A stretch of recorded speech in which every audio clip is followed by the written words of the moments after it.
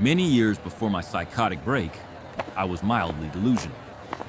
During my late teenage years, I formed a belief that I was destined for great things. I displayed a certain amount of intelligence and aptitude in my youth, but nothing would otherwise indicate that I was going to be a great man later in life. Ambition was there as well. Over the years, the goals changed, but the determination to make my mark on the world remained fixed.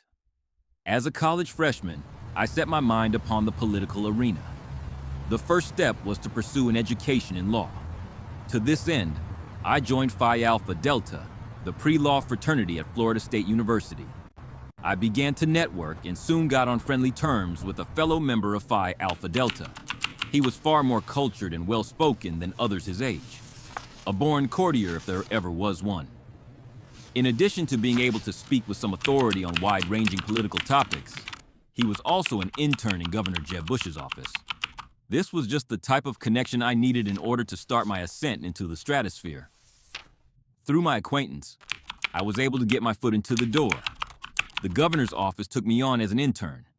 To start, I was put in the governor's office of external affairs. My main duty there was to go through the stacks of invitations sent to the governor to attend or speak at events. There were other more menial tasks I was asked to perform, but data entry was the main one. The sheen of being an intern for a governor, let alone a Bush, soon began to wear off. I wanted more. Eventually, I was able to weasel myself into the governor's office of communications. Here was my time to shine. Though just an intern, I managed to get a position working directly under the governor's speechwriter, Ignacio. He proved to be one of the best bosses anyone could hope to have. Encouraging, helpful, and exuberant, Ignacio doled out jobs that were both demanding and varied. There were press releases to help prepare, packets for upper-level staff, and most importantly, I had a small hand in helping to craft speeches Ignacio wrote. I thought I had found my calling. After spending some months at this post, it was time for the next move. I would go from being an intern working for the governor's speechwriter to a paid staffer working for the governor. I was to become one of the youngest speechwriters in the country. It proved to be one of the first in a string of monumentally bad decisions that have stretched throughout my life. Not only was I shot down, the whole episode precipitated what was to be my first mental breakdown.